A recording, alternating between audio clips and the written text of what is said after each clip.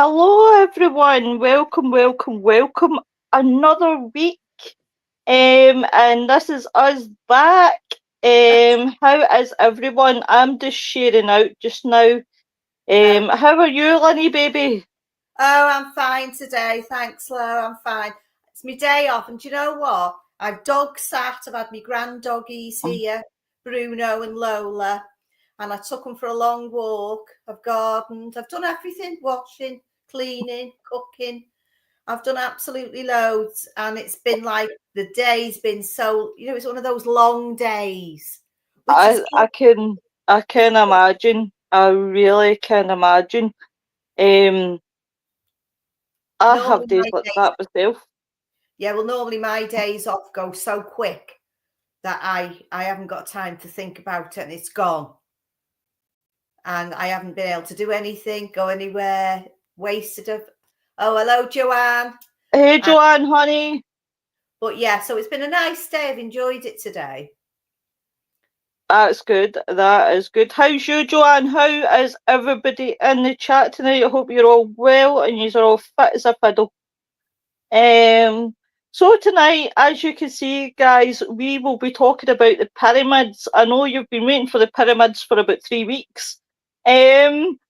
We have just been super ass busy. I would like to make a couple of announcements before we start. First things first is my two shows, the crime show and the gruesome show, is coming back, guys. It will be back within the next couple of weeks. I am going to be joined with a young lady from America who is going to be my other half on the show, which I'm super excited about because she's a big crime buff like myself. So it'll be really, really good. The other thing is, guys, is the ladies' night will start back up again. I just need to fit it in for a Friday. So we will be seeing the ladies' night without a shadow of doubt, folks. It's just been busy, and with my throat as well. I've had to take some time out because it's a pain in the backside. So we will be joined by Wayne, but he's away getting his teddy bear and his nightlight prepared for himself when he goes to bed. Good evening. I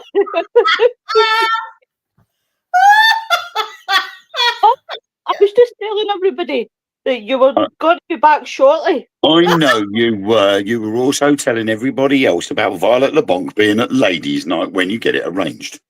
Oh yes. Listen, I've been sitting here listening. Oh well, she is some sexy lady, so I would love her to be at Ladies' Night. Because she can't. I've started my soul patch again, so that's Violet LeBonc out the window. Wayne, what's happening? Hey, Joanne. So tonight we are talking about the pyramids. Now, I must admit, I am fascinated with the pyramids. I think they are beautiful. They are really, really beautiful. Now, there's something that really stands out to me when I think about the pyramids, because they are questioning if there's really a secret city under Egypt's Giza pyramids. And I'm thinking to myself, really? Like a secret city underneath the pyramids? Yeah. How crazy would that be? And would you? Yeah. It is not even just that. How would you fit, a city under pyramids? You've got to remember that there are probably loads of towns and cities under the deserts in Africa. Yeah. I mean, I've been to Giza and Giza. All right, Giza. Sorry, I've wanted to do that for ages. And when you look at films that were done in the 50s and 60s, right, this is before technology took over and you know, you're able to use special effects to make deserts look massive. Yeah. When we were there, the guide told us that over the last few decades, Cairo and Giza itself has got bigger and bigger and bigger, and it's encroached on the space of the pyramids. Yeah. So the Egyptian government had passed a law that they weren't allowed to build any closer.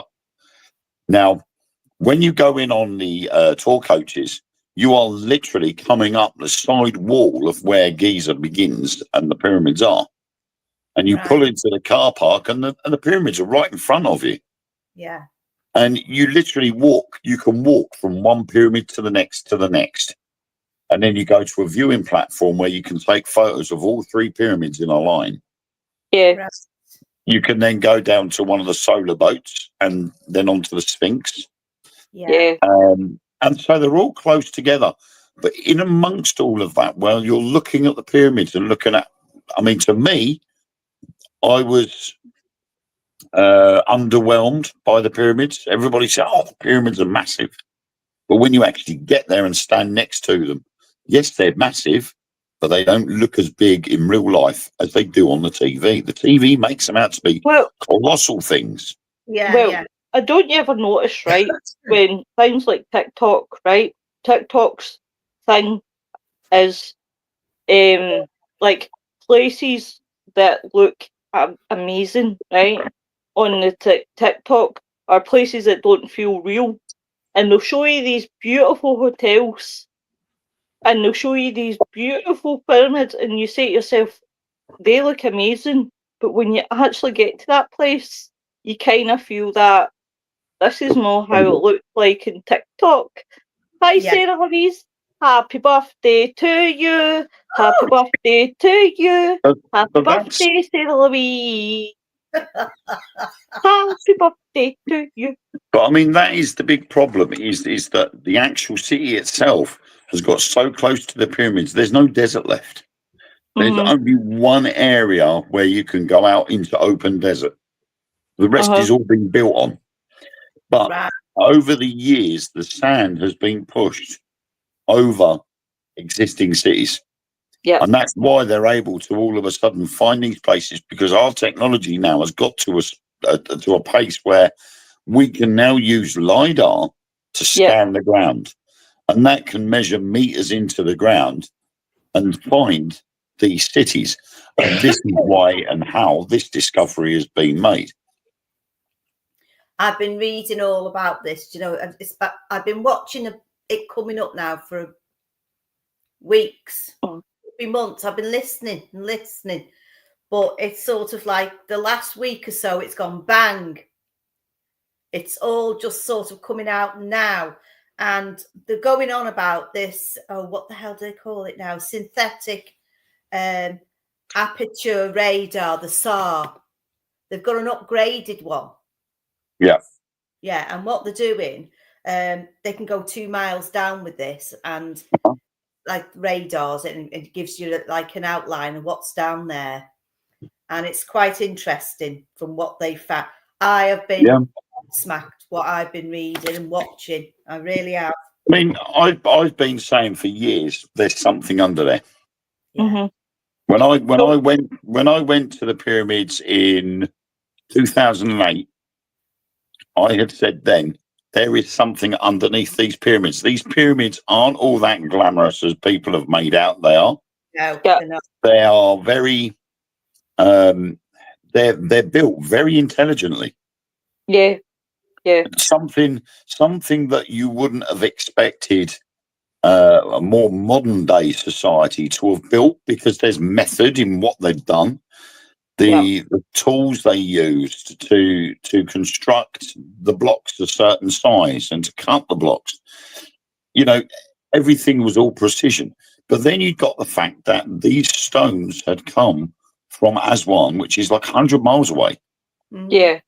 So then it adds to the question: who, why, and how did they build the pyramids? Well, have you heard the latest claim, right, that there was a team of 3 people claiming to have discovered a massive man-made subterranean structure underneath the Pyramid of Giza. And Well, what they're saying is that it extended down to more than 6,500 feet below the surface.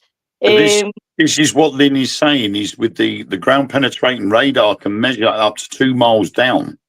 And this is where they've made the discovery. Yeah. And I've been saying for donkey's years, there's something underneath these pyramids, because these pyramids are too perfectly built for that time. Right. And that is the pyramid. yeah. It's like having the rubber on top of a pencil. That is where it's all going on. 2,000 feet that underneath there, that's where they found it. It sounds almost kind of Fallout-y. Like Fallout, we and anybody that hasn't watched Fallout, they talk about the future and a big disaster that happened, and only people could go into what they called a vault. And see, when I'm listening and reading and researching, that's kind of what this feels like. Like, do they know something that we don't? And that's why they're getting prepared. I mean, why have an underground city? I mean, I'm sure it looks beautiful down there. I don't think it is. What do you think? Do you think I it's don't alien? think it's some. No. There is something down there. Okay, then each of these columns that go down underneath the pyramids all connect to big chambers. Yeah, there's 8 shafts. Right. Yeah, 8 Now, shafts. I'm gonna. This is part of my theory. Pyramids of Giza, the pyramids of Romania, Siberia, off the coast of Japan, South America, North America, and Alaska. Yeah. They are all built and designed roughly the same way. Now, what we need to do now is these teams that have discovered these things under those pyramids now need to do the same at the other ones. Oh, I'm so glad you said that. To see whether the pattern is there. And the reason why I say that is because there is a popular theory which has got a lot of strength to it, is that all of these pyramids dotted around the world are connected as part of a grid. And that was for transmitting energy from one place to the other. Nikola Tesla went to the pyramids of Egypt and he studied how the composition of the pyramids were put together. He went to the Eiffel Tower, and him and Eiffel between them looked at turning the Eiffel Tower into a transmitter of energy to transmit energy across the world. Now, I really would love to cover Tesla again, because there's so much to modern day life, and they've always questioned if Tesla was a time traveller. No, he wasn't a time traveller, but his mind was way ahead of itself. Yeah, it was, wasn't it? He was a really, really intelligent guy, Tesla. But the reason why I think they're all linked, and Tesla has got something to do with it as well. Have you ever heard of an Archimedes screw? Vaguely. Yeah, and I know what you're talking about. It was a way of transporting water from point A to point B, from downhill to uphill. Now, these columns have got a spiral going around them. Yeah. The pyramids are heavy with granite. And what's in granite? Yeah. Quartz crystal. That's you put quartz crystal under a lot of pressure, and it will give off the energy required. Now, these Archimedes screws would be connected down to these big granite chambers. Yeah. Now, you put pressure on any granite and it gives out that energy. The Archimedes screws are there to push the energy up into the pyramid. And because it's pyramid shaped, takes it to the point of the pyramid. That's it. Which the actual King's Chamber, if you look at the King's Chamber, it's the only chamber in every pyramid that has got a pointed roof, a pointed ceiling. Yeah. And that is always pointed directly to the point of the pyramid. Now then, what they're also saying is, right, Thoth was going on about this, because where he's buried in the, is it the Pyramid of the Birds or something? Yeah, I think so. And what he used to go on about was, where have I put that now? It could have been used as a portal. Quite Stargate. Kind of, because of the energy. Now, they reckon there's a tunnel. There could be lots of tunnels, but it's going through to Iraq from Egypt. Excuse me, it wouldn't be surprising because, like I said, over the centuries and millennia, the sand has shifted and it's moved places. As we know, the continental plates move around the world. That's how Antarctica got to where it was. So the weather patterns change. With the weather patterns changing, so did the sands, and the sands moved and it covered entire towns and cities. Yeah. So there's no reason that, in its day, because there was no recorded history as such, there was no books for you to look at and refer to and go, well, 10,000 years ago or whatever, there was this massive city with these big pyramids on top. Because there wasn't anything. There's only hieroglyphics and that's it. Well, do you know, funny enough, you should mention that because I really want to discuss this, right? And I would love your opinion, Wayne, because obviously you do the UFO side of things. What I'm most fascinated when you look at the hieroglyphics, no, I can't say that word. I managed to get my tongue around it just a bit. I'd say myself here. But it's said to be that the Egyptians, when they were writing their hieroglyphs, that they had done like alien signs, like they had, you could find alien signs in there, and it makes you think, what was the tie with the Egyptians and the aliens? Well, there is the link there with the Nephilim and the Anunnaki. Yeah. I still need to read that book about the Anunnaki. I mean, you go back to the Anunnaki, and the Anunnaki predate Christianity.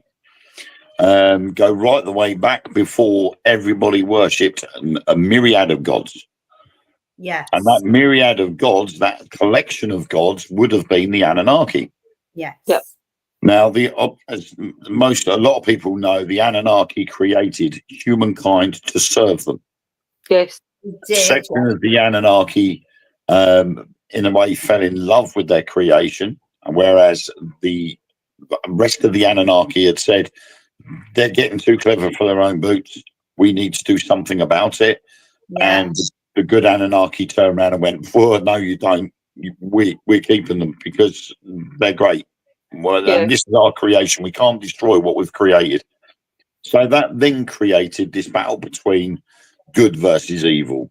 Yeah. And this is where the Bible gets the angels and demons from and all of that rubbish. But there is a link there that the Anunnaki and the Nephilim, between them, because the Nephilim was the offshoot of human and Anunnaki crossbred, giants, that the Anunnaki and Nephilim were using frequencies to allow the humans to build the pyramids. Yeah. When you look at the sizes of the blocks, how did they manage to get the blocks right to the top of the pyramid? Especially if there was originally a city underneath. Mm-hmm.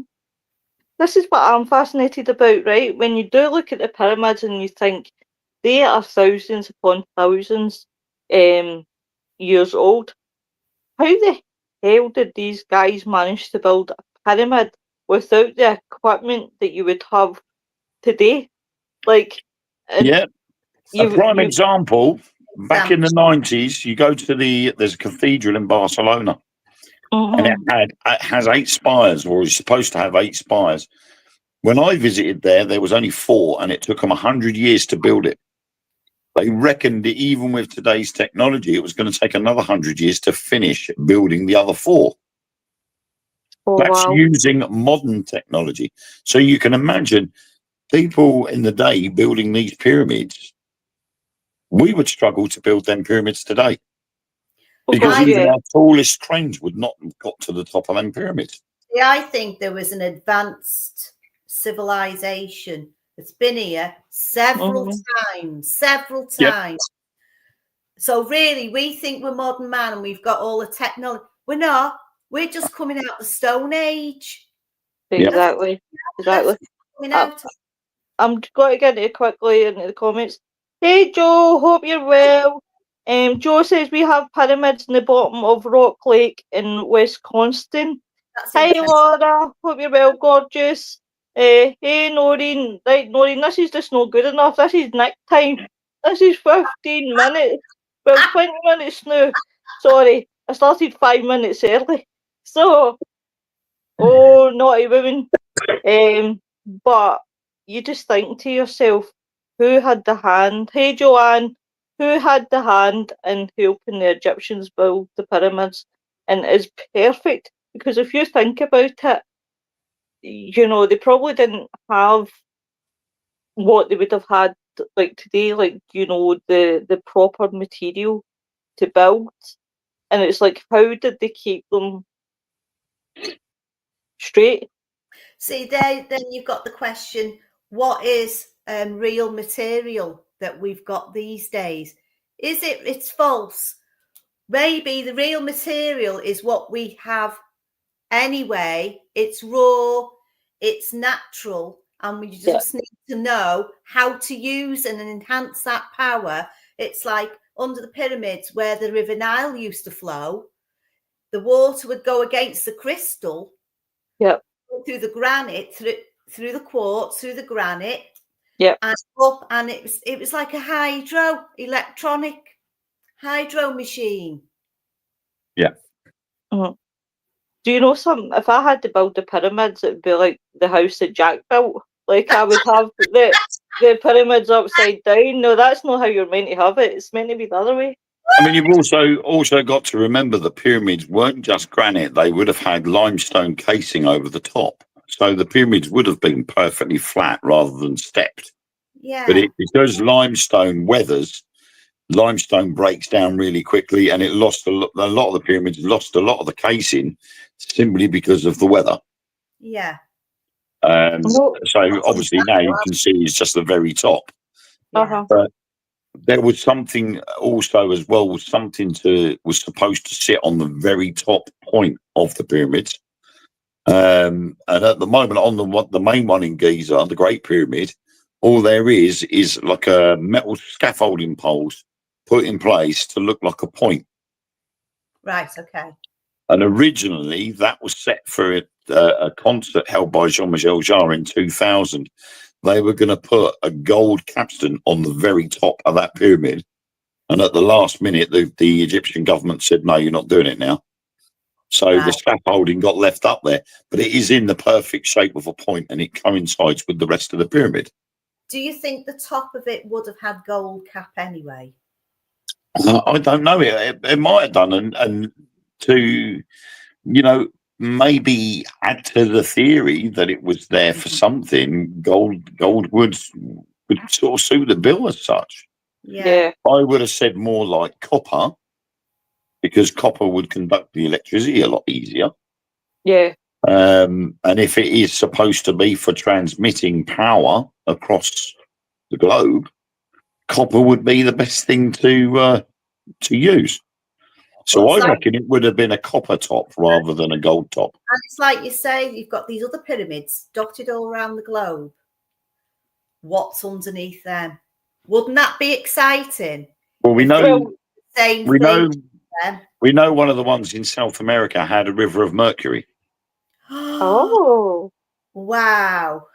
They went into one of the pyramids and they went underneath it in some of the basement areas, and they literally came across a big lake of mercury underneath the pyramid.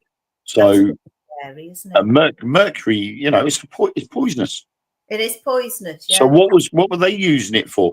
And then you look more into modern day, the so-called red mercury that doesn't exist, element 15 or 115, whatever it is, red mercury was used for anti-gravity devices. There you go. Boom. Got it. yeah. It's one of those things. Joanne says hi to us all. Hey, lovey. Noreen, I was only 10 minutes late. You were too busy gabbing. Don't you blame this on me, shithawk. I love you, Noreen. Joanne says, that's amazing. I never knew that. Here's the thing, right? I love the film The Mummy, and I'm sitting here saying to myself, do you know what? After my show, I'm going to go and watch it now that we've talked about the pyramids. As long as it ain't the Tom Cruise version. No, definitely not the Tom Cruise version. I like the Brandon Fraser. I like that one. It's wee Benny that makes me laugh.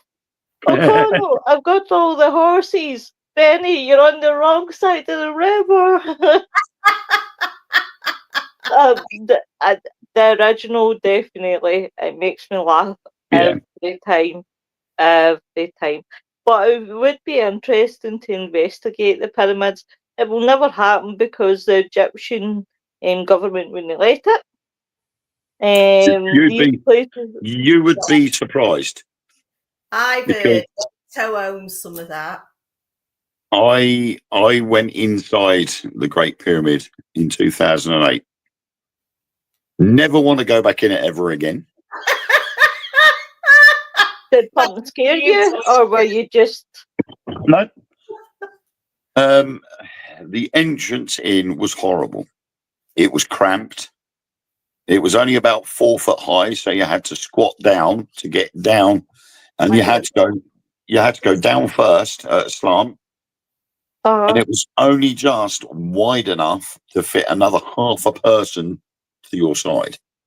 Wow. So and that's the only way. That's the only way in and out of the pyramid.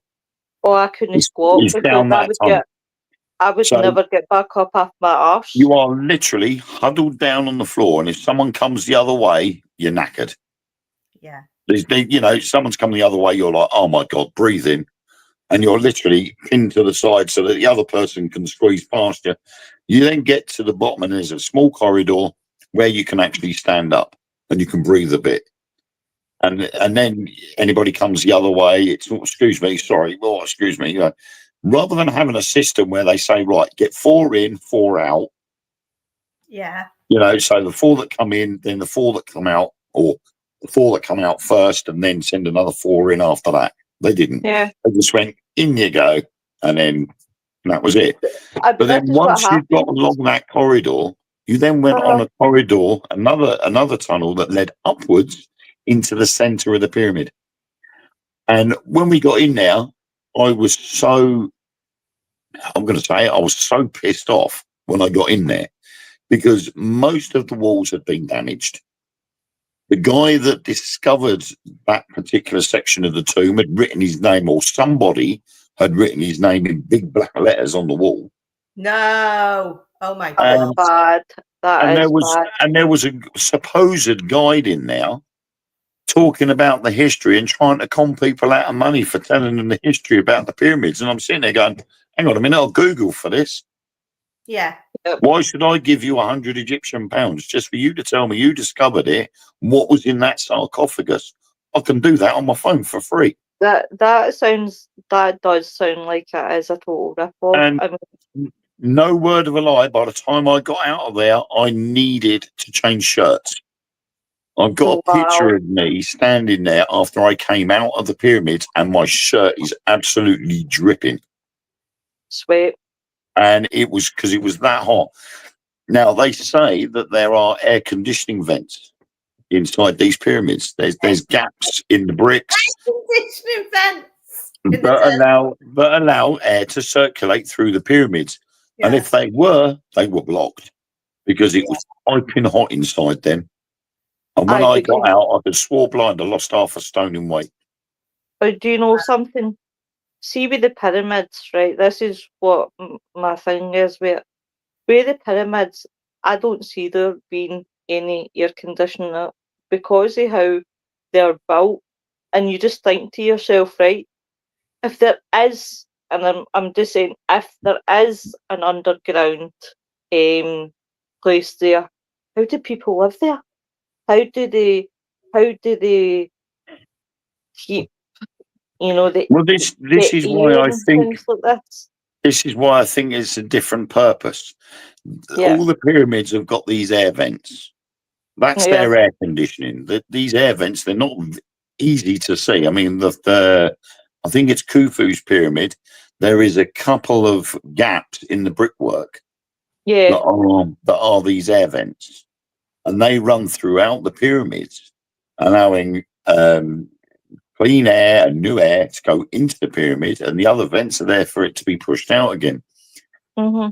I don't think anybody lived under there. I don't think it is a city as such now. I think what that is that's part of the battery. Yeah. And these columns are Archimedes screws to direct that energy into the pyramid.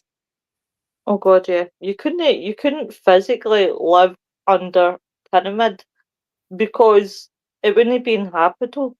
It'd be No. nuts.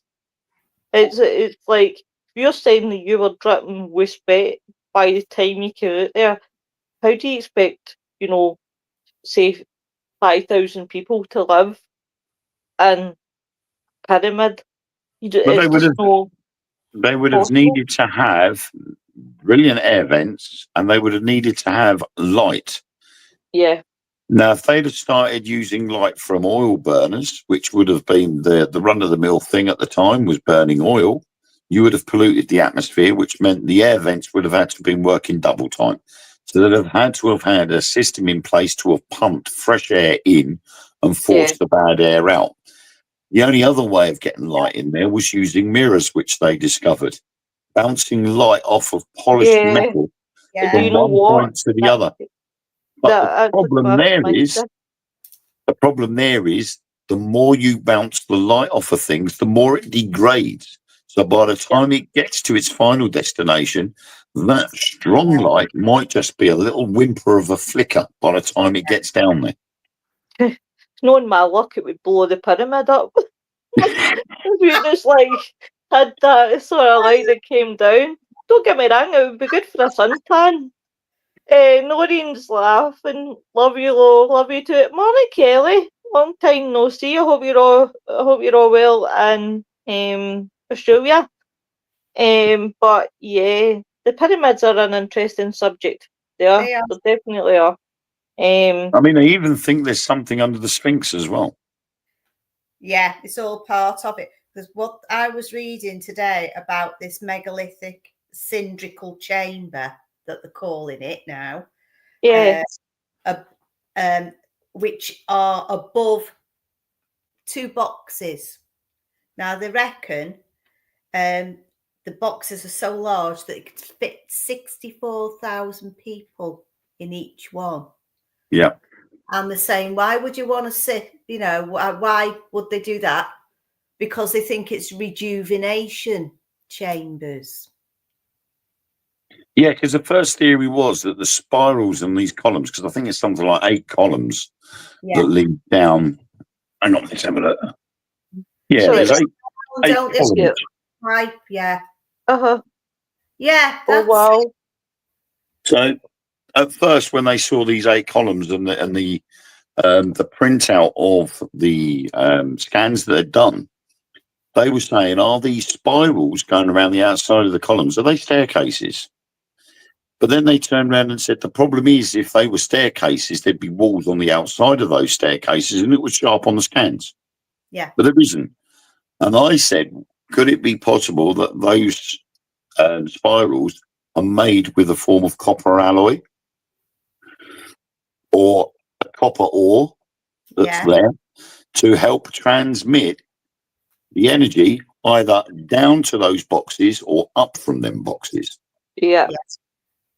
So because it's the Archimedes screw effect. Yeah. So the water's going through the quartz crystal, which is creating a spark going up the copper, which all goes up to the top, straight to the corner, and then boom.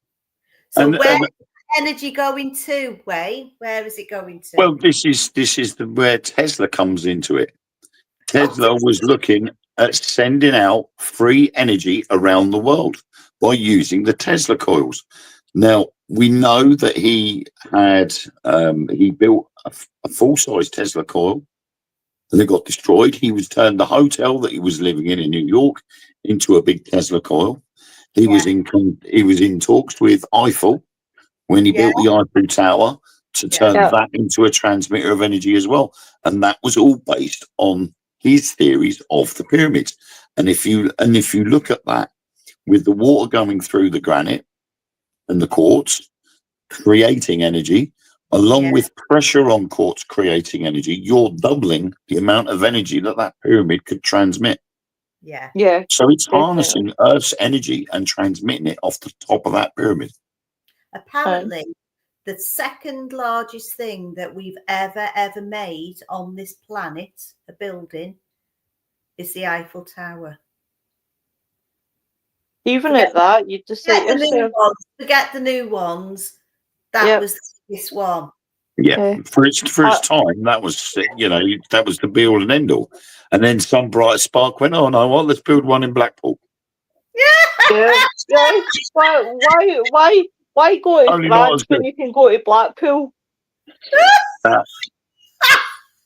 Right, I went to the top of the Blackpool Tower and I swore to God I would never go to the Eiffel Tower.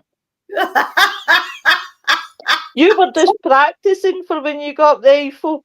Kelly says, going to Easter show in my wheelchair, looking forward to it. Have a good time, sweetheart. Enjoy it. Kelly says, I used to walk, but it's not that big a place, so he's, oh, honey, you'll get there. Kelly says, oh, sorry. What the hell? Right, Kelly says, how do you think they built it? I think aliens. I am the same, Kelly. I'm convinced. Yeah, I think an advanced race or technology was used to build those pyramids, because we've got the same situation that we've got with Stonehenge. The rocks that we use to build Stonehenge came from hundreds of miles away. They had to be transported from A to B. And it's the same with the pyramids. The granite came from Aswan. So it had to be transported from A to B. Now, those rocks that they were using weighed hundreds of tons. Yeah. It would have taken thousands of people, thousands of slaves or people to move those blocks. And then once they'd got them to where they were going to build the pyramid, they either had to shape that block or lift it in place. Now, the first layer, not a problem. If you've used a couple of thousand people to move it into place, you just move it to where you need it to be. But then they've got to lift it to create the second layer. And if you've got a pyramid that is 600 layers high, how are they going to get them top pieces on? Who's gone in there and carved out all the tunnels and the chambers? I think it's the giants. Well, that's what Kelly's saying. That's what it was. Hey, Tom, get your arse on, Tom. Kelly says. Sorry, go on. Right, Kelly says. You go first. Men first. There is the theory that they've used sound and frequency to move these objects. There are experiments being done where you use frequency through a speaker that's underneath a sheet of glass, and you pour sand on top of that glass. Every frequency creates a different shape. Yeah. So every time they change frequency, the shape in the sand changed.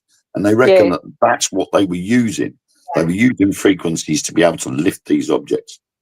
It's a little bit like the walls of Jericho came tumbling down. Exactly. They use vibration to do that. Yeah. Do you know, I find it nuts. I find it bizarre.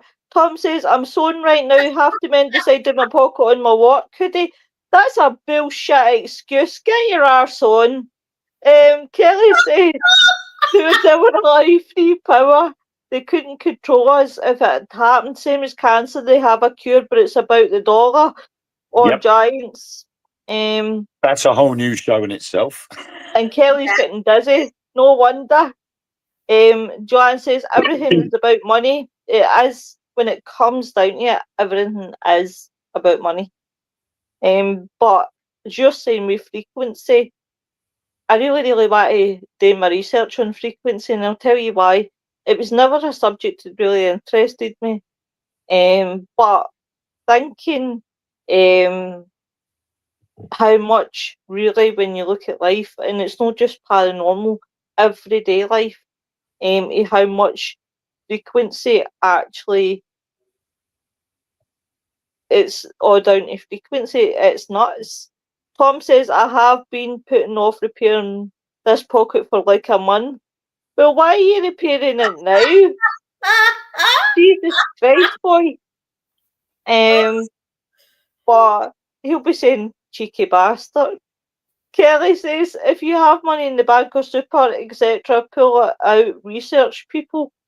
Oh, I wished I had money in my pocket. Only it's like I'm Harry Houdini with money. Goes in one hand.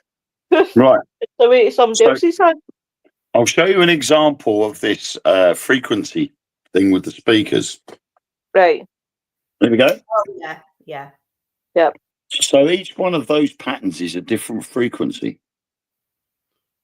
And all they've done is change the frequency on the speaker, and Yeah. that is the pattern that's been generated. Actually, do you know what I was thinking there when you showed me that? The Mandela effect. If that makes sense. Yeah. No. You're a Reminds bastard. me of well, that reminds me of the pattern of life. Yeah. The pattern of life that they've got. And it's just like, it's like a spirograph picture, isn't it? Yeah. Uh-huh. Yeah. Uh-huh. That's been, Well, it reminds they could do that with her. So there is that theory, and there's also the water theory as well. So the water that was used to go through the ground in the first place was used then to transport the rocks with airbags on the water. Yeah. So they've used airbags to put underneath the blocks, and they've floated them on the water and used a series of levees to allow that block to be transported up to the top. Then they've released the air to allow the block to be put in place. Yep. But again, that still required a lot of manpower. There is no written record or proof that that's what they did. So it's all just a theory on how they built them. Yeah. And it's going to be like this for donkey's years. I definitely do think it's alien-handed, because I can't see back in the day of, having scaffolding, having, the right equipment, just, it will always be a mystery to the world to how they built the pyramids. The problem is when you look at the Chinese use bamboo as scaffolding. We use steel poles as scaffolding. Yeah. Yet bamboo scaffolding is still stronger and is still used in China. Yeah. And it's still stronger than steel scaffolding.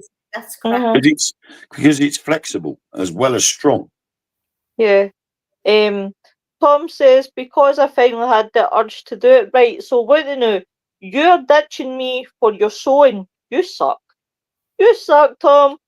5G, Kelly says, Joanne's got a question. Have you heard of Coral Castle in Miami, built by a man from Lithuania? He was not, proud of myself, I said that word. He was not a big man, and no one knows how he built it. The power of levitation is what I think. He had no help. I've never heard of that place. I need to look at that, Joanne. Yeah, I'll have to have a look at that. Yeah, that would be definitely an interesting one. But yeah, so I would love to go and see the pyramid. Do you know what? When I went to Scotland last year, I took my sister. Went up to Northern You'll never see the pyramids in Scotland. Come on, Lynn. I seen a mountain in a mountain range, and to me, I did point it out to everybody. I said, "Look at that! It was a pyramid." To me, I was looking at a pyramid. Honestly, couldn't believe that. Couldn't get over it. That's where Nessie's kept, but don't tell them. They'll want to go up there and look for Nessie. Nessie's in the basement. Aye, they've hidden. They've mummified Nessie and put her in the pyramids of Scotland. No, she's just in the basement, in a pool in the basement, waiting for her fish flakes. Oh, well. Fish flakes. Listen, you never feed Nessie after 12. She turns into the gremlins. Joanne says, I will do a post on it tomorrow. As soon as you've done the post, I'll share it. Yeah, I Kelly, mean, I have seen an article about Coral Castle, and it is a very strange place. it is. Kelly says, did you take photos, Lynn? I did take photos. I'll have to have a look to see if I took a photo of that because I thought it was fascinating. Honestly, it's, to me, I see things that people can't see. I see that strange things that's, you know, it just sticks out, and it was there. And I said, I don't know about anybody on the bus, but does that look like a pyramid to you? And they all said, yeah, it does. Kelly says, in Willow's basement, I've no got room for Nessie. Jesus Christ, it's bad enough with the amount of room that I've got to make for everybody else. Kelly says, cool. Thing is, there are pyramids all over the place. There's even one in Antarctica. So just about every continent around the world has got pyramid or pyramids on them. Do you know what I would love to... And that just adds fuel to the fire about what they're there for, because they're all designed similar. They are all in the shape of, or formed in the shape of, constellations. Yep. And they've proved this with the pyramids in Giza, that they were using a dating analysis software. They've actually reversed time back to see when certain constellations were in the sky at the time. And all of the pyramids of Giza line up with the constellations in that day. Amazing. Amazing. Hey, Robert, long time no speak to. Kelly says, for communication. Possibly. Noreen says, I'm moving into your basement. Noreen, darling, you're not going to the basement. You're going top floor. You've got the penthouse. Robert says, Joanne says, hi. Robert.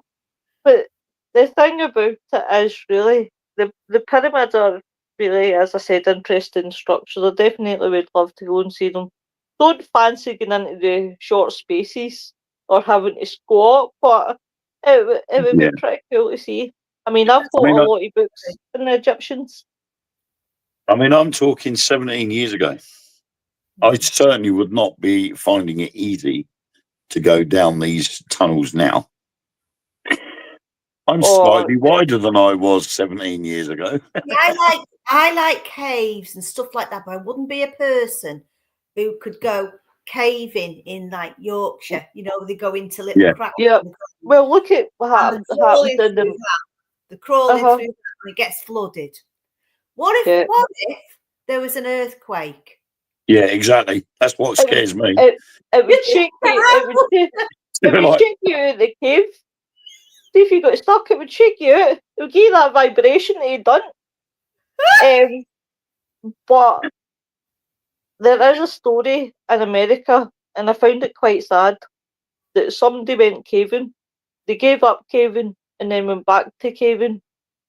And they went through a really, I can't even imagine what the guy suffered, but went really through this gap. And then what happened was he got stuck.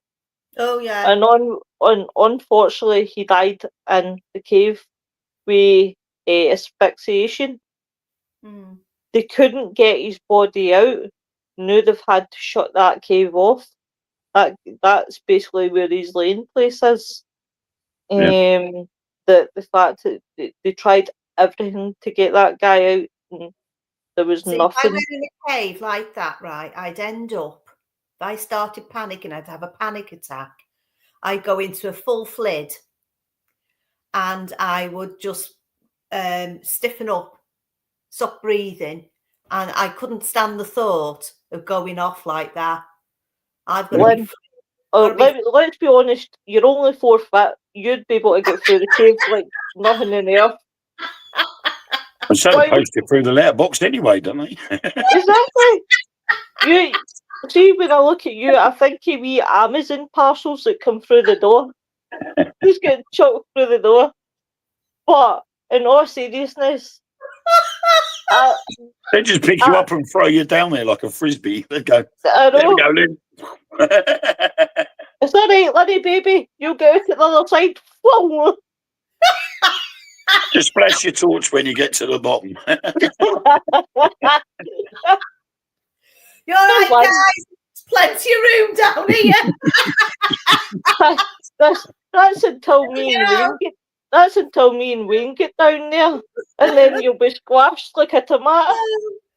Nori says, "Get preferred treatment, love it." I don't the world on you, Noreen. Kelly says, "Can't live life on WhatsApp people." Saw that he died days later. Yeah, he did. Not a potty cave, Robert says. Noreen says, "I'd be the same, Lynn, too claustrophobic." Ah, you're kidding me on, Noreen. I'll have you in that cave and all. It's like the catacombs under Paris. Oh my God, how amazing would it be? Although I would love to go down there, I don't think I would ever would, because they are bigger than people think they are, and people still get lost in there. No, they haven't got a tour guide.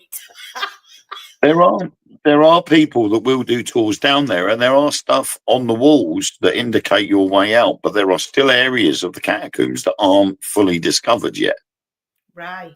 So you could very easily sort of accidentally get, sort of like think, I'm really busting for a wee. I'll let them get a bit further ahead and I'll have a quick tinkle.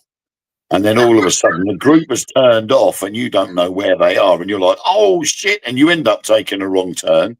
Yeah. Next minute, you could be in a completely different section of the catacombs and not know how to get back out again.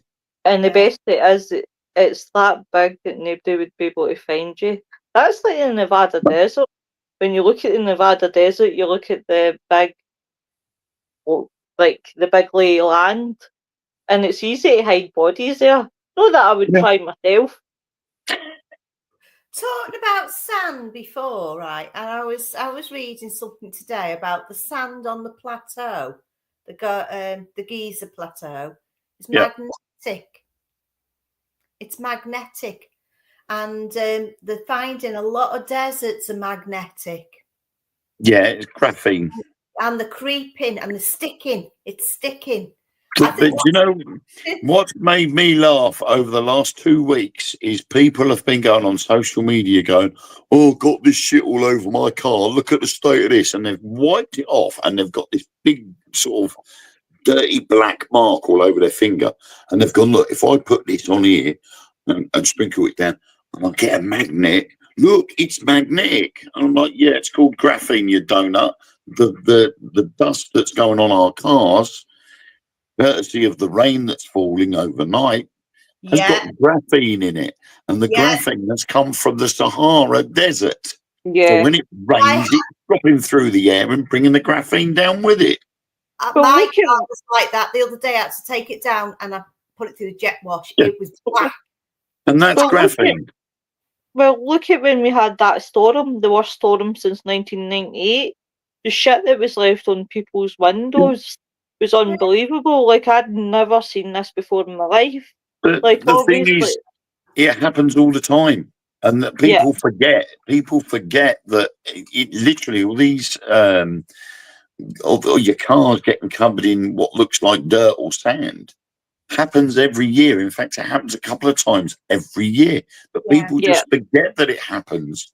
And they look at it and they go, oh, look, it's in a way, it's the same theory that everybody comes out with when the weather changes. So you get a really hot summer and people go, I've never been this hot. And yet it turned out 2 years before it was 10 degrees hotter. And they're all, oh, I can't believe it's so hot. Oh, bloody weather, it's so freezing cold. You're like, hang on a minute. We get winter every year. We get summer every year. It's going to be hot. It's going to be cold. And in between, we've got spring and autumn, where it's a mishmash of just about everything, because that's what makes Great Britain weird. Yeah. We've got these weird cycles, but we seem to forget. As soon as January the 1st hits, it's almost like a big reset. We forget the weather patterns from the year before and we start right from the beginning again. It's a little bit like we have this Sahara Desert coming over every now and then. Kelly sent you something, Wayne. Did you get it? Yeah, I got the message. I'll have a peek. I'll have a peek afterwards. Yeah, so it's a little bit like they do every year. The Sahara Desert comes over, and they say we can't understand why it's coming over. Well, we live in a bubble. We all breathe the same air. So our 1%, you know, we're getting that other 20-odd% other people are having. We're all breathing the same air. It's called weather patterns and jet streams. Yeah. The Sahara, the sand in the Sahara Desert gets blown up into the air. It then sticks to the water. The water turns into clouds. The clouds then move, courtesy of the wind. And so it goes wherever it wants to go. 9 times out of 10, it heads north over Europe and towards us. And then all of a sudden, because it's hit mid-France, it's gathered more and more moisture until it comes over us and it goes, do you know what? I'm going to piss all over you lot. And down it comes. Yeah. And I explain this to my kids about the water cycle. You go to the toilet and that water and your water goes into the system. It goes out, gets treated, ends up out in the sea eventually, or into lakes and reservoirs. The sun then heats up that water and it evaporates. It goes up into the clouds. It comes over the land, goes over your house. It rains back down again. It gets collected into the water table, gets filtered, etc. And then you drink it. Are you telling me, right? You honestly sitting here telling me basically when we pee, that's what happens? Yes. I'm drinking piss. Everybody at some point would have drunk everybody else in the world's pee. Oh my God. That's the water cycle. That's how the water cycle works. Nori says when we had a local power station, the cars used to get covered in white stuff. I'm not even gone there. And it pitied the paintwork. They swore it wasn't from the power station, but it turned out it was. I don't even want to know, Noreen. It was from my power station, Noreen, over here. Our new power station, which came over onto the Wirral, where you are. And it was making bubbles on the cars, and it was coming down yellow. Kelly says, we'll send to Lynn, can't send to Willow as no last name. Morgan. Robert says, that's like here, shit's coming from the skies. Every time that orange man opens his mouth. Joanne says, true, Wayne. Don't have toothbrushes in bathrooms. Robert says, only so much water on earth. Do you know what, Wayne? You have put me off a few things since I've started working with you. I mean, it's probably my autistic brain, but when you look at the water cycle, every fluid ends up somewhere, and it'll all end up in the sea or in rivers or lakes at some point. And then the sun evaporates it. It goes up into the sky and turns into clouds. It then comes over, comes back down again, gets treated, gets put into our water system, and then we drink it again. Yeah. It's the same. I go to Paolo, watch after the show. And it's the same with food. A farmer grows wheat to make flour, which then gets turned into bread. That bread gets cut into slices and you have it as a sandwich. You process it, you poop it out. It ends up in a treatment works. It gets treated. It ends up going into sludge tanks, which the farmer picks up, sprays it all over his fields. The cycle starts all over again. Robert says, you are drinking dino pee, right, Robert? That's plenty. Oh. It's true. Yeah. And do you know when you go in the sea, what you're doing, you're walking in the water that the dinosaurs have been in. It's the same water. It's the same water. Yeah. And also with things like bread, there are companies out there that are using yeast, and beer companies that have been using yeast, that have been using that same strain of yeast for the last 150 years.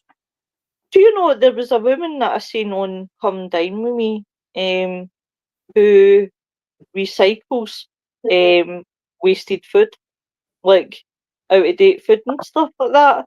Yeah. And I'm like, I'm surprised that's not killed her. like obviously all this waste of food, you know, the out of date stuff. I was like, oh God, no. I Kelly will. says I will you. openly admit I have brought out of date food. I use a company called Approved Food, and they do sell out of date food. It How may does it it taste? may I'm be curious if it. it may be out of date on the packet, but it doesn't mean it's not fit for human consumption. Yeah. You Well, can look keep This if is food this for is why they're your- trying to abolish best before and use by dates, because the food itself doesn't necessarily go off the day the use by or best before date expires. You know when basic things go off. You know when Yeah. bread's off. It's common sense.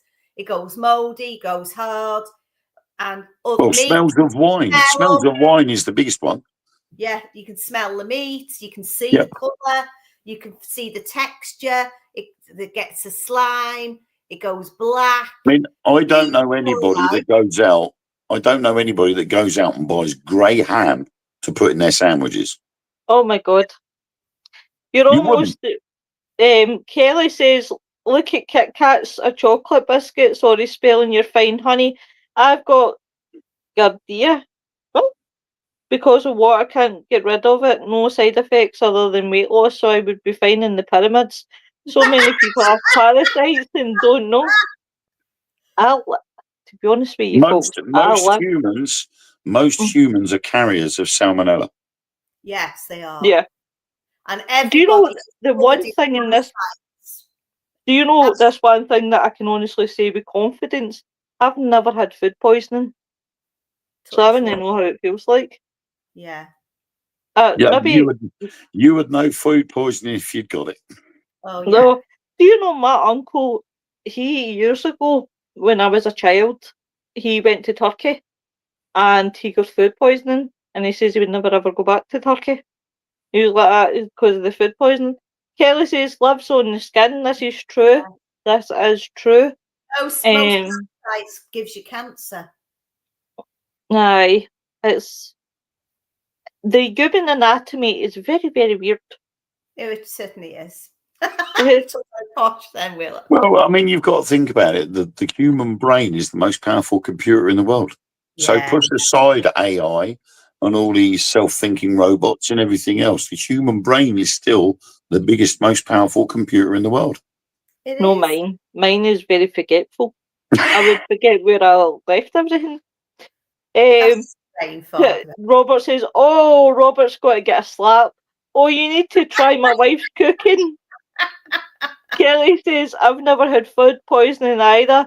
No nicotine is in our bodies. Research it." But it's nuts. It's honestly nuts. Guys, tomorrow night we will be talking about haunted forests and beaches.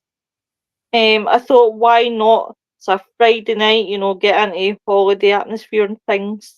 Well, that's good because I know one haunted forest that I've been to and one haunted beach that I've been to recently. Really? I'm working, so Oh, check you, bitch. It's only because I've filmed episodes of Truth Beyond Paranormal there. yeah. You see, you could be posh and take your forest and take your beach and ram it right up the Bertrand's and heaven. You'll be ramming it up there tomorrow. What I will say, I've got a trip back to one of those next month. oh, Very what I good. will say is, guys, that it will be probably a bit upsetting because one of the forests that always jumps out to me, and I will be speaking about it, is the suicide forest. I know a suicide lake, which is in a forest. Yeah. And where are you going to be, honey baby? You're going to be at work, so I'm working tomorrow. Tomorrow night. I think you should give me your work number so that I can phone and say you've got a family emergency. It's going to be a haunted care home. Aye, I'll be in Kelly. someone's house. Yeah, Kelly says cool, except so many people have committed suicide in the forest. It's so sad. It really is sad. I years ago when I was admin in SGA, I used to do specials, and I used to write articles. And one of the two of the topics I did do was haunted beaches and haunted forests. Yeah. And that suicide forest gets me every time. Really gets me every time. Suicide Forest is quite an anomaly. Yeah, it just makes you wonder what is in that forest that makes people feel that way. Mind Well, you, it could be down to the fact that there's been a lot of suicides. You go in, and you feel you become like emotional, and then Yeah. it's dead weird. I mean, Tell us it could just be the fact that these people have gone there with the notion of doing that anyway, and Mhm. it's because they've gone there and chosen there to do that. Yeah. That's why it's been labelled the suicide forest, because Yeah. they've thought, well, if I go there and do it, it's going to take ages for anybody to find me, and if Yeah. anybody tries to follow me, it would also take ages for them to find me if I'm still moving about out there. Well, the one I'll tell you about mine now because I won't be here tomorrow night to tell you. So the one by us, it's on the Harden Estate, right by Aerospace in Broughton, right? And it's like a little jewel in this forest. It's a little lake. And when you go there, it's stunning.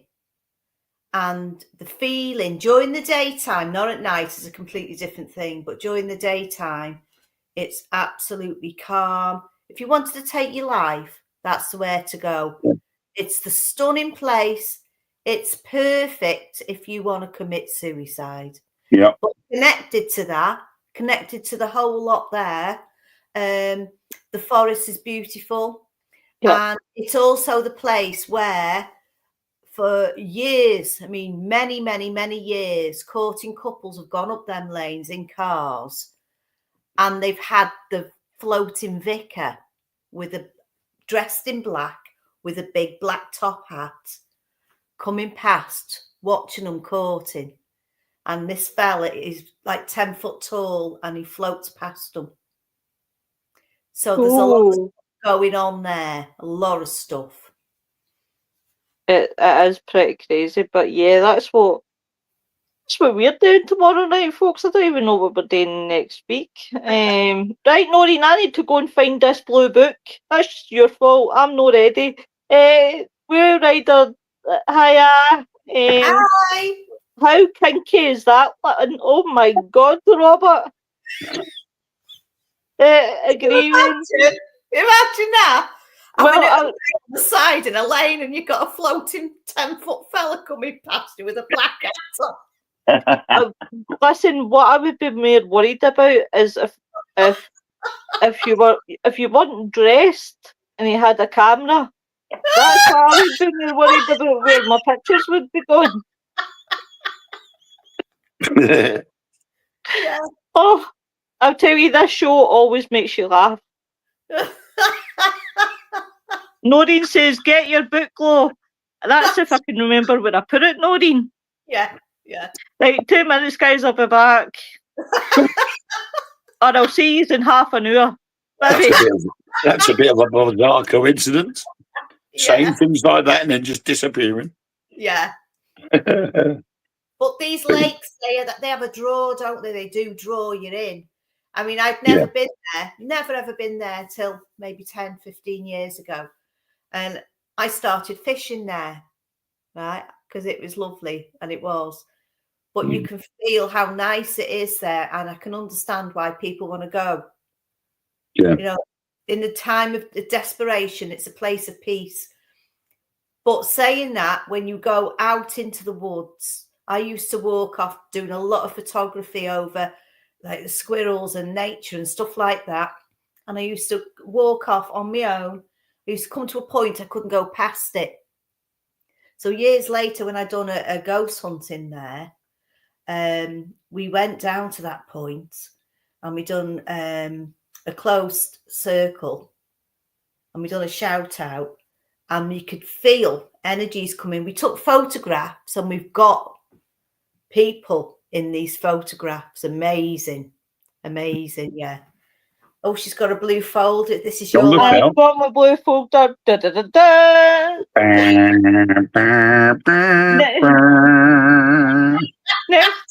Next Thursday, we've got Jolene Lockhart coming on. Next Thursday. Look at this. Da, da, da, da. Then we have, wait a It's minute. bigger than you, the book. And then Valedictorian. What? on the 25th, we have Greg Tomlinson coming on, so it'll be really, really interesting. Brilliant. So we are, what's the camera would break. Oh, Kelly, you cheeky bosom. Robert says he's seen you coming, Lynn. Listen, what happens in the forests stays in the forest. Unless you need to see a GP afterwards. That's only if you have the crabs. I'll tell you, it's a bastard to get rid of crabs. Yeah, them forest crabs are horrendous. Seen the ones on Christmas Island? Jeez. Yeah, Oh. I've seen them. I wouldn't want that. You don't want to be there when it's migration time. Yeah. Kelly sitting- says, no Sitting on there this reading the show, love. newspaper and 10,000 come walking through your living room, you know. Nori says she's only pretending you've no idea what's really in the blue book. Hey, you don't, Nori, you don't want to see my dirty 40s. Noreen, she's really got a copy of the Beano in there. Desperate Dan. I'll have here, you know, it's Ur Willie. Kelly says nothing stays anywhere. Honestly, it's nuts, guys. It is nuts. But listen, that's what we're here for. We're here to entertain and we're here to do a podcast. We definitely are. What is happening in the world of the Dark Mirror boys on Monday? Are you back or are you? Hopefully we are back. It depends on whether I'm in jail for murdering my kids. No, it depends. It depends on how well Mark is. He seems to have got through. He's now back at work. Yeah. So he seems to be doing all right, and Rachel seems to be sort of cheering up a bit more now. So with any luck, we will be back on Monday talking about the same weird, bizarre sightings and conspiracies and so on and so forth.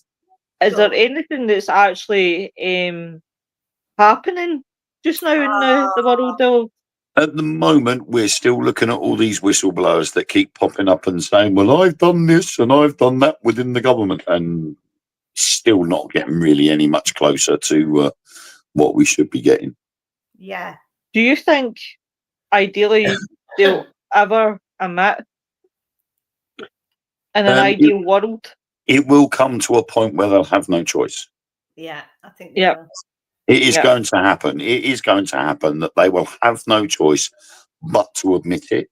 There's too much evidence out there now to say that the powers that be have had to change the way of thinking, including the Catholic Church, which at this precise moment in time I'm very angry with and dead set against because of things in the past. There are definitely things being sort of moved around, trying to blindside us, and something else is then going to happen that is going to go, we've made a mistake. We shouldn't have tried. You know what? We got no choice. I think we should do a part 2 to the conspiracies of the Vatican, because there's still a lot to discuss, and I will. So, excuse me, folks, I need to mute myself because I need to shout at my cat. All right, my cat's away. She's a wee shite. She's starting to scratch the door. I just want to give a wee shout out to Michelle. You're very welcome.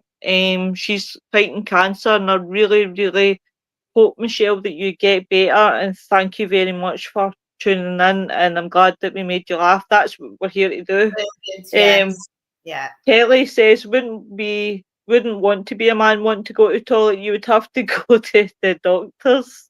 Watch what I sent you. I will, Kelly, definitely, darling. Joanne says the Catholic Church is certainly quite the conspiracy. There was one conspiracy that jumped out to me, and that was the one where there was a pope that only lasted for 65, 66 days before he mysteriously died. I definitely want to look at that one because that was really interesting. Noreen says, I'm with Wayne. Don't think they would willingly, but will come to a point where they can't hide things anymore. But see, what I think is right, see if they do admit that there is aliens, then people are going to go to every conspiracy theory there is, the JFK. They'll work their Yeah, well, way I mean, through. Donald Trump is already looking at releasing the files regards to John F. Kennedy's assassination. Yeah. Mhm. So things there will be revealed, and already the conspiracy theorists are being pretty much correct in saying that he was assassinated, Yeah. but Yep. it was by who? The person that got blamed for the assassination wasn't the person that actually did it. That's right. Yeah. Yeah, Well, totally. see, this is They've now confirmed it with the video footage of the parade, yeah. or with the concade going through. They've now confirmed that there is no way that Yeah. he was killed by the guy that did it. Yeah. Mm. Kelly's Because the guy right. was in the wrong place. Yep. And He was just a fool guy. Yeah. the problem is, what other situations and assassinations is out there? What I'm going to do as well is, and I don't know whether to put it in my crime show or date on this show, but when we talked about obviously Jill Dando, and what she was going to bring out to the Yeah. media and her assassination, and it's mental. Joanne says, feel better, Michelle. Kelly says, just look at BlackRock, dive deep, watch your money, people. Look Yeah. at attacks on the stock market, look at 9/11. There is so many conspiracies out there that it's just mind blowing, some of them. And Well, I've almost finished watching 3 seasons of a show that has exposed the Catholic Church for what they really are. Yeah. what one is that, Wayne? Hunting Hitler. Oh. I have looked at all the evidence available, and there's a 7,000-page dossier got released by the CIA and the FBI, and it is amazing. Well, Yeah. funny enough, you should say that, because I was watching on YouTube a channel called Watch Mojo. I Yeah. didn't watch it fully, but because I never get peace in my house to watch it. But it was talking about conspiracy theories of the Vatican, and the first conspiracy theory on it was talking about the Nazis' involvement with the Vatican. Yeah. Well, that's what It's we really talked about interesting. on Chris Moulet's show at the weekend. Uh-huh. That it was talking about whether Adolf Hitler survived the war. And when all the evidence was collected and put together, it had so many holes in it, it could have been called Swiss cheese. Yeah. And then it turned out that some of the biggest evidence going disappeared. There was no actual eyewitness to Adolf Hitler killing himself, See, because this is that somebody they were then wrapped in a rug, and that person that wrapped them in a rug disappeared after they put him in the hole in the bunker in the courtyard and set fire to his body. That person disappeared. So nobody knows whether it was Adolf Hitler and Eva Braun's bodies in the rugs or not. well, So funny you the should. skull that was found in the dugout in the hole was taken away by the Russians and taken back to Moscow. Uh-huh. The Moscow doctors said that was Adolf Hitler's skull, but DNA results confirmed when the Russians released the skull for the only time ever to American doctors who took a DNA sample, and it turned out that the skull was that of a woman, not of a man. There Well, you go. do you know what? Funny enough, right? I've pushed the boundaries with doing the Vatican, and I know most people won't agree with this, but I would really love to touch on the subject of Adolf Hitler and the Nazis, not in a bad way, just as a history thing. Yeah. They mean, will it be is. really interested to talking about. It is one big conspiracy with loads of smaller conspiracies underneath it, because when Yeah, you open it up, it actually does point in different directions all over the world, with different governments all responsible for doing certain things and allowing certain things to happen. Yeah. When, in theory, the only answer to that solution was the Nuremberg trials. And yet the biggest people that were to be held accountable for the things that happened then weren't held accountable in Nuremberg, because they were either supposedly died yeah, or just disappeared. I think Heinrich Bormann, Adolf Hitler's right-hand man, was supposedly blown up in an artillery strike in Berlin, and yet he turned up in South America. A lot of them that's turned not. up in South America and Antarctica. Yeah. Yeah. So, Kelly says, look at all the plane crashes, and Joanne says, yes, Wayne, that's true. Yeah. Interesting subject. Do you know what, right, guys? Yeah. I would love us to explore a lot of subjects. There's a lot of subjects out there that people don't really talk about, and I would love to explore them, because at the end of the day, this is what the podcast is for. It's Yeah. for us to test the boundaries. I thought, and do you know what? I'm so proud of how we handled the Vatican, because I was until Ben Wow. came on and cracked the joke. Ben, but I would love us to do subjects like this, like talk about the world leaders that were bastards, if you want to go there. And it's not meant to offend people. It's just the fact of history. That's it. Yeah. Purely history. It is, Because because I mean, I mentioned on Chris Moulet's podcast about a certain street, and everybody had said there was no way an aircraft could take off on this road because of the lampposts. And I managed to find a picture of this street or this road with no lampposts in it. And it just so happened to be the photo was taken the same day the Russians entered Berlin. that's And all the mental. lampposts had been removed. Wow. And that was the only way an aircraft was going to be able to be taken off at that time, because the Russians were so close. The airport was sealed off. Couldn't get to the airport. So that section of road had to have all the lampposts removed so the aircraft could take off. And there were dry runs to make sure it could be done. Not That's mental. unless it's Thunderbirds. And Yeah. The lampposts went.